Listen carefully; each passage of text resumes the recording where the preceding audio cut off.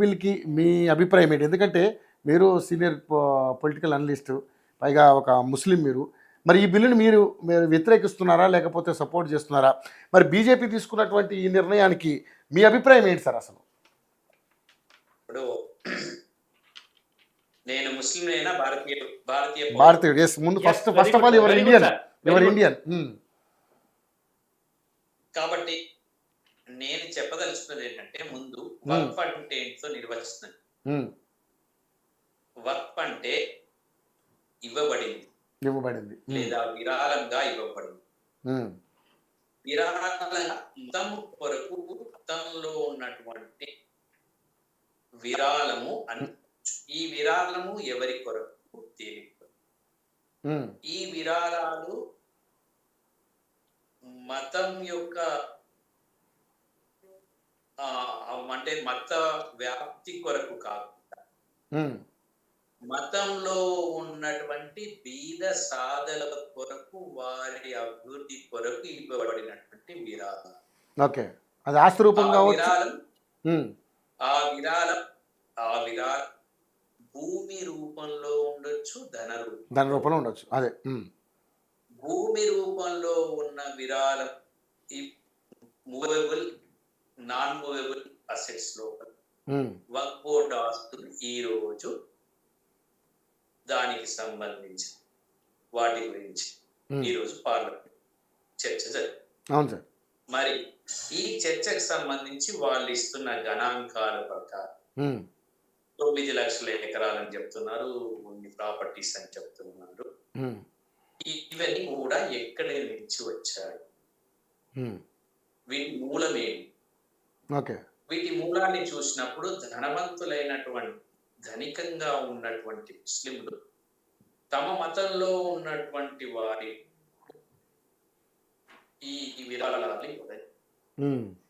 దీంట్లో ఒక ముఖ్యమైన విషయం కూడా నిగూఢంగా మతము అని చెప్పకుండా ఈ విరాళ వారి ఆధ్వర్యంలో వారి ఆధ్వర్యంలో అందరికీ చెందేటట్టు కూడా, అందరికీ నిరాశ్రయులకు అందరికీ ఇచ్చేటట్టు కూడా చేసుకునే సౌలభ్యం.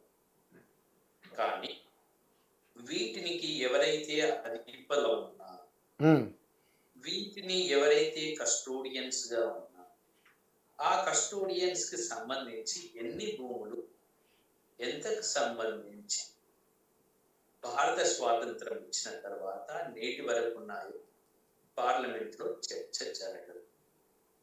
ఎందుకంటే పార్లమెంట్ లో చర్చ జరిగితే లేదా రాష్ట్ర శాసనసభలో ఆ చర్చ జరిగితే సరియైన సమాధానం దొరుకుతుంది.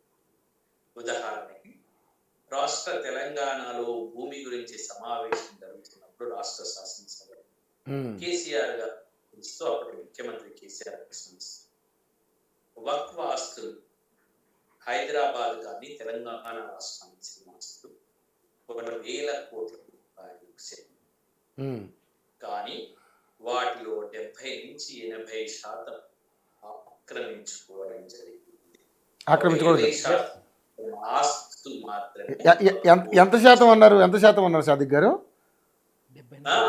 ఎంత శాతం అన్నారు? 1 నుంచి 70%. 70 నుంచి 80% ఆక్రమణ. ఓకే. అయితే అసలు ఏం జరిగింది అని ఒక శాస్త్రీయ దృక్పథంతో మిత్రులు మాట్లాడుతూ పార్లమెంటు కూడా వారిదేనా అని అంటే అప్పుడు జరిగినటువంటి విషయాలు ఎప్పుడైతే 200-300 సంవత్సరాలు ఇక్కడ ముస్లింలు తమ సామ్రాజ్య స్థాపన చేసి మరి కట్టినటువంటి ఆ భవనాలన్నింటి మీద వారు కట్టి తర్వాత వాటిని విరాళంగా ఇస్తారు. ఇప్పుడు చూడండి, మనం ఒక మాట మాట్లాడు, హైదరాబాద్ చార్మినార్ ఎందుకు కట్టారు? ఇక్కడ ఒక వ్యాధి వచ్చినప్పుడు, ప్లేగ్ వ్యాధి వచ్చినప్పుడు ఆ వ్యాధి కనుక నయమయ్యి ఆ రాజు ముక్కు ఈ వ్యాధి కనుక నయమైతే, ఈ వ్యాధి నయమైన మరుక్షణం ఈ వ్యాధి పోయింది అనుకునే ఒక ప్రతిష్టాత్మకమైన కట్టడాన్ని కడతాను అని మొక్కుకొని చార్మినార్. ఉమ్, ఆ చార్మినార్ ఎవరు? ఉమ్, ఈరోజు ఉస్మానియా విశ్వవిద్యాలయం ఎవరు? ఇవన్నీ చూసినప్పుడు రాజ్యాన్ని స్టేట్ ఉమ్, అని ముస్లింలు ఎట్లయితే మాది అని ముస్లిం చేంజ్ చేశారు. మాది ఉమ్, కాదు, ఉస్మాన్ యూనివర్సిటీ మాది అని, చార్మినార్ మాదను. ఉమ్, ముస్లింలు ఎక్కడ చేయలేదే, అందరిది. ఉమ్, ఇది అందరిది. ఇప్పుడు కట్టడాలన్నీ కూడా అందరివే కదా. ఎర్రకోట ఎవరి? అందరి. అందరిది అవును. అందరిది ఎర్రకోట అందరి. కానీ ముస్లింలు క్లెయిమ్ చేయలే. ఉమ్, మా రాజులు కట్టాలని క్లెయిమ్ చేయలేదు. పేదల పన్నులతో కట్టింది. మతతత్వంగా క్లెయిమ్ చేయలేదండి. మీరు బాగా ఆలోచించండి. ఉమ్, అయితే అప్పుడు భారత రాజ్యాంగాన్ని రాస్తున్నప్పుడు మరి వాళ్ళు మైనారిటీలుగా ఉంటారు కదా. వాళ్ళకు భారతదేశ విభజన జరుగుతుంది కదా. ఉమ్, భారతదేశ విభజన జరిగినప్పుడు కొంతమంది అత్యధిక ముస్లింలందరూ కూడా మన దేశాన్ని వదిలిపెట్టిపోతున్నారు. మరి మిగతా ముస్లింలు ఈ దేశం కొరకు, ఈ దేశంలో ఉన్నటువంటి భూమి మీద ఉన్నటువంటి ప్రేమ, ఈ భక్తితో ఉన్నటువంటి మిగతా ముస్లింలు, ఉమ్, వారికి మనం ఏం చేద్దాం, వారికి ఏ విధంగా రక్షణ కల్పిద్దాం, వారి ఆస్తులకు కానివ్వండి, వారికి ఏ విధంగా కల్పిద్దాం. ఉమ్, ఆర్టికల్ 25, ఆర్టికల్ 31 వరకు చదువుకోవాలి. 25లో ఏమని చెప్తారంటే, ఈ దేశంలో మైనారిటీలు పూర్తిగా వారి వారి మత సంబంధమైనటువంటి స్వయం ప్రతిపత్తి ఉంచుకుని ఉమ్, వారి భాష, వారి వారి భాష, వారి సంస్కృతిని పరిరక్షించుకునే నేపథ్యం రాజ్యం ఎటువంటి జోక్యం చేయదు. ఉమ్, వారికి సంబంధించిన ఆస్తులలో రాజ్యం జోక్యం ఉండదు. రాజ్యం జోక్యం ఉండకుండా వారు విద్యా సంస్థలను స్థాపించుకోవచ్చు. వారికి సంబంధించిన భాష, లిపిని, తర్వాత వారి సంస్కృతిని వారు పరిరక్షించుకోవచ్చు. ఆర్టికల్ 26 నుంచి ఆర్టికల్ 31 ఆర్టికల్ వరకు ఇవన్నీ ఉంటాయి. సుప్రీంకోర్టు చాలా సార్లు వీటి. ఇక నేను చెప్పదలుచుకున్న విషయం ఏంటంటే, మరి ముస్లింలు అందరికీ దీనివల్ల న్యాయం జరిగిందంటే, ముస్లింలలో ఉండేటువంటి ఇప్పుడు ప్రతి దాంట్లో క్యాపిటలిస్టులుగా ఉన్నటువంటి ముస్లింలు, క్యాపిటలిస్ట్ ముస్లిమ్స్, అణగారిన ముస్లిమ్స్ అని చూసుకుంటాం. క్యాపిటలిస్ట్ ముస్లింలు ఏం చేసిందంటే, అణగారిన ముస్లింలకు జోక్యం కాకుండా వాళ్ళు కొంతమంది తమ చెప్పు చేతుల్లోకి తీసుకున్నారనేది నిజం. అది డిఫరెంట్ కోర్స్. ఇప్పుడు వక్ఫ్ బోర్డ్ బిల్లు ఏం చెప్తుంది? ఇంతకు ముందున్న వక్ఫ్ బోర్డ్ బిల్లు ఏంటి, ఇప్పుడు వక్ఫ్ బోర్డ్ బిల్లు. ఇంతకు ముందున్న వక్ఫ్ బోర్డ్ బిల్లు ఏం చెప్తుందంటే, తమ ఆస్తులను తాము పరిరక్షించుకోవడానికి వక్ఫ్ బోర్డుకు అన్ని విధాలైనటువంటి న్యాయపరమైనటువంటి అన్ని హక్కులు ఇవ్వడం జరిగింది. దాన్ని సుప్రీంకోర్టు ఏం చెప్పిందండి, వన్స్ ఇట్ ఈస్ వక్ఫ్ అంటే ఒకసారి అది విరాళంగా ఇవ్వబడిన ఆస్తి ఎప్పటికీ విరాళమే. వక్ఫ్ ఈజ్ ఆల్వేస్ విరాళమే. వక్ఫ్ ఈజ్ ఆల్వేస్ వక్ఫ్ అని సుప్రీంకోర్టు చెప్పింది. అంటే దాన్ని మార్చడానికి, దాన్ని వేరే ప్రభుత్వం తీసుకోవడానికి, లేదా వేరే ప్రయోజనాలకు నిమిత్తం ఏ ప్రయోజనం కొరకైతే అది ఇవ్వబడిందో ఆ ప్రయోజనం కొరకు కాకుండా వేరే దానికి పనికిరాదు. ఈ రోజు ఆ వక్ఫ్ బోర్డు ఆస్తులన్నీ, వక్ఫ్ సంబంధించిన ఆస్తులు కొన్ని ముస్లిం పెద్దల చేతుల్లో ఉన్నాయేమో నిర్వివాదం. వాళ్ళు కొన్ని ప్రయోజనాలకు వినియోగించుకుంటున్నారు అనేది అది సందేహం.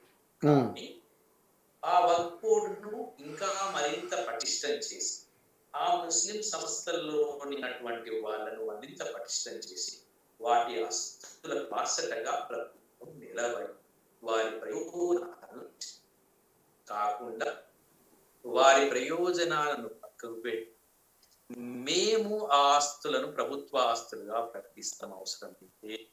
అవసరమైతే మా ప్రభుత్వ అధికారులు దానికి పెద్దలుగా ఉంటారు. అవసరమైతే మీ ముస్లింలే కాకుండా వేరే వాళ్ళ అధికారులు వేరే అధికారులు కూడా దాంట్లో ఉంటారు. వేరే అధికారులు ఉంటారంటే వేరే అధికారులు కూడా వారు వేరే వాళ్ళు కూడా దాంట్లో ఉంటారు. వాళ్ళు ఫైనల్ చేస్తారు అని చెప్పాల్సిన ఇది ప్రభుత్వానికి. అంటే ఇప్పుడు ఇంతకు ముందు ఈ 9 లక్షల ఎకరాల ఆస్తులను ముస్లింల నుండి వేరు చేయాలి. ముస్లింలను బలహీనుగా చేయడానికి ఇది అస్త్రంగా పనిచేస్తుంది. మోటివ్ అయితే అదే అంటారా సాదిక్ అలీ గారు? ముస్లింని బలహీనులు చేయాలనేది మోటివ్తోనే చేశారంటారు ఇది అంటారా?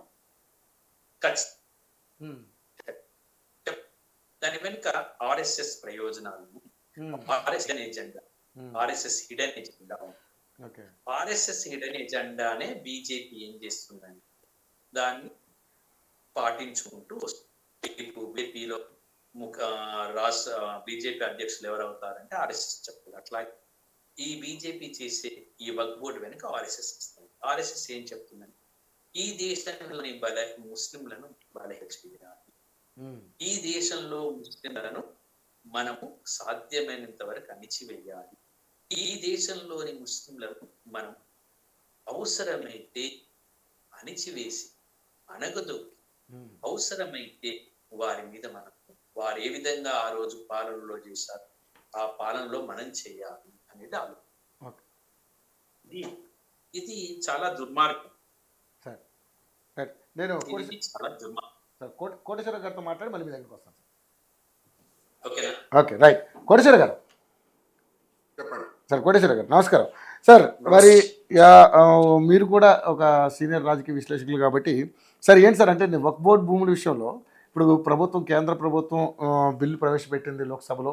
సో మరి ఏంటి దీని మీద మీకున్నటువంటి అభిప్రాయం ఏంటి? తర్వాత మనం ఫర్దర్గా దీనిలో ఉన్నటువంటి లోటుపాటు గురించి మనం మాట్లాడుకుంటాం. దీని గురించి మీ అభిప్రాయం ఏంటి సార్ అసలు? ఇప్పుడు ఈ వక్ఫ్ బోర్డు